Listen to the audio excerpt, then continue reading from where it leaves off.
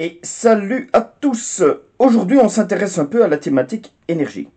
Nous sommes dans mon stock, où après avoir changé les châssis, je continue ma réflexion pour les rénovations de cette pièce, avec pour objectif, notamment, une meilleure efficacité énergétique.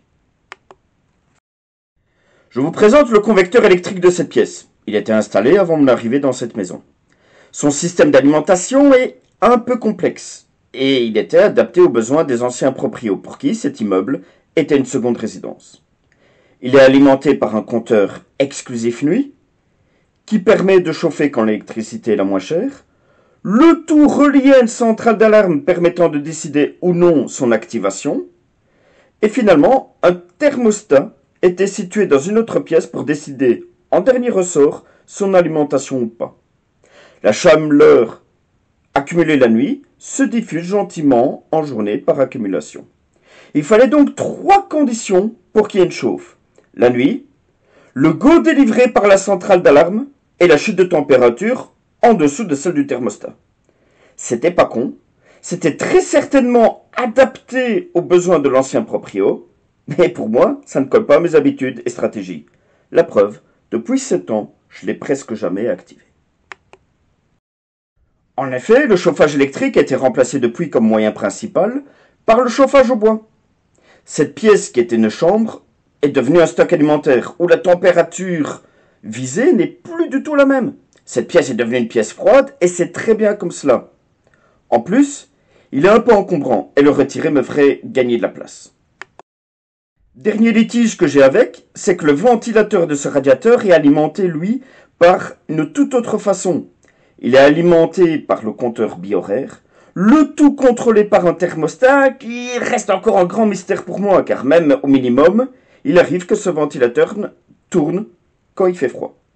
Et comme ce convecteur n'est quasi jamais alimenté, il tourne à vide, ce qui est une déperdition d'énergie. Est-ce que je vais le regretter? Je pense pas, car je l'utilise quasi pas, et je peux maintenir la température de cette pièce dans ma fourchette voulue par d'autres moyens. Mais ça, on en parle après. D'abord, on va retirer la bête. Voilà, pour travailler en toute sécurité, j'ai éteint l'alimentation générale du bâtiment. Ce qui n'est probablement pas inutile, comme je vous ai dit, l'alimentation de ce radiateur est un peu complexe, et on le voit par les 3 câbles qui viennent relier l'engin. J'ai pris décision donc de me débarrasser de ce convecteur, tout simplement parce que je pense que maintenant c'est invendable ce genre de truc. Ce n'est plus du tout performant, il n'y a plus de demande pour le faire, j'ai pas besoin de me fatiguer à essayer de le mettre en vente. Par contre, je vais quand même récupérer tous les éléments, genre les visseries, etc., qui peuvent être encore utilisables pour d'autres projets. Je commence donc le démontage par la face avant, par la partie gris.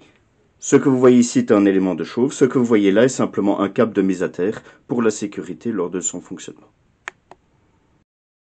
Retirer la partie du bas m'a permis ici de pouvoir libérer la partie de droite où se retrouve le schéma électrique du radiateur, ce qui va me permettre de peut-être un peu mieux comprendre son fonctionnement.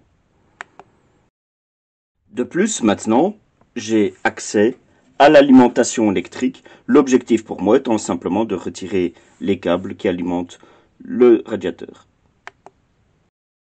Pour ce faire, il suffit de retirer les câbles électriques ici qui sont reliés au sucre et de retirer le maintien et le colson qui est à l'arrière des câbles d'alimentation. Premier câble retiré. Les étiquettes ici m'indiquent pas grand chose à part lequel est le neutre et lesquels sont les phases. Par contre, le diamètre des câbles me fait déjà penser que c'était, sans devoir me plonger dans le schéma électrique, probablement relié à une commande. Ici, c'était pas assez gros pour fournir l'électricité de chauffe. Pour sécuriser les câbles, je fais toujours la même chose, je les coupe à ras. De toute façon, la partie qui dépassait était de toute façon écrasée. Il ne serait pas raisonnable de l'utiliser par après dans une fiche ou n'importe quoi. Et je sécurise simplement les extrémités avec le wago. Il n'y a que le câble ici de terre que ça ne sert à rien de le traiter de cette façon. Alors les câbles que je viens de retirer à l'instant, donc le premier faisceau de câbles que je viens de retirer, étaient reliés au ventilateur. Donc voilà.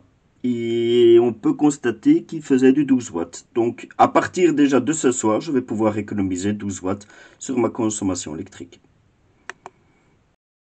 Et évidemment, puisque j'ai identifié à quoi il sert, je le marque tout de suite pour éviter que, quand je vais faire la suite des travaux, je m'égare simplement dans ces câbles. Nouveau câble retiré, ceux-ci alimentaient les éléments chauffants. Ce sont ceux-là qui vont probablement le plus m'intéresser pour la suite du projet. On le voit ici, le dernier faisceau de câble alimente simplement ici le système de contrôle. Voilà, la partie électrique du démontage est terminée. J'ai sécurisé chacune des arrivées électriques avec des wagos. J'ai scotché l'ensemble grossièrement au mur pour être sûr que ça ne traîne pas au sol. Je viens de remettre l'alimentation générale du bâtiment en route. Tout se passe bien. Il y a de la lampe. Pour la suite du démontage, je ne sais pas trop ce qu'il y a à l'intérieur. Il y a parfois de la misère. Donc je vais protéger mes voies respiratoires avec ce masque. Ce qui me tracasse principalement pour les voies respiratoires, c'est ça, c'est la matière qui se retrouve à l'intérieur. Je ne sais pas trop c'est quoi. Comme c'était un vieux truc, je préfère rester un peu prudent. Et ici, voilà ce qui m'intéresse pour le démontage. Hop. Pourquoi il m'a mis l'infrarouge, tocard. Ok, bon, il le met l'infrarouge. Ce sont ça à récupérer. Ce qui m'intéresse, c'est ça, ces pierres réfractaires, ces blocs réfractaires. Ça peut être utile pour d'autres projets.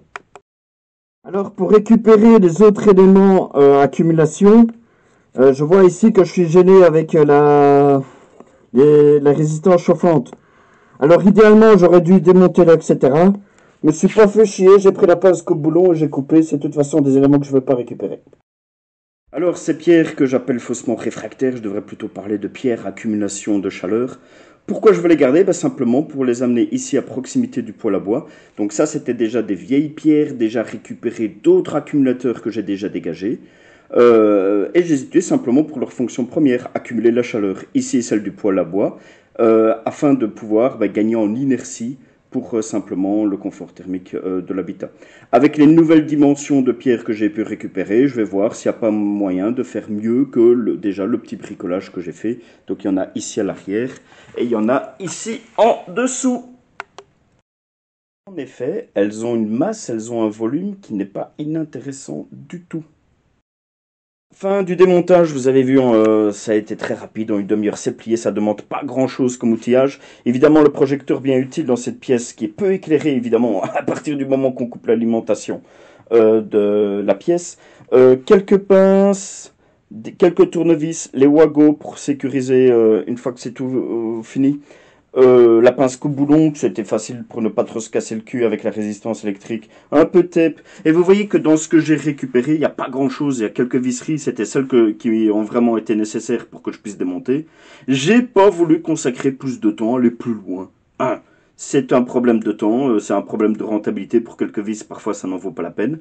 2, parce qu'il y avait cette substance un peu bizarroïde qui m'a fait porter ce masque en précaution et j'ai pas trop envie de foutre mes mains dans ce convecteur électrique. Et puis, le dernier avantage de ne pas trop aller loin dans tout ce qui est visserie, dans tout ce qui est récupération, c'est de pouvoir laisser le convecteur en une pièce qui va être plus facile pour pouvoir le dégager à la déchetterie.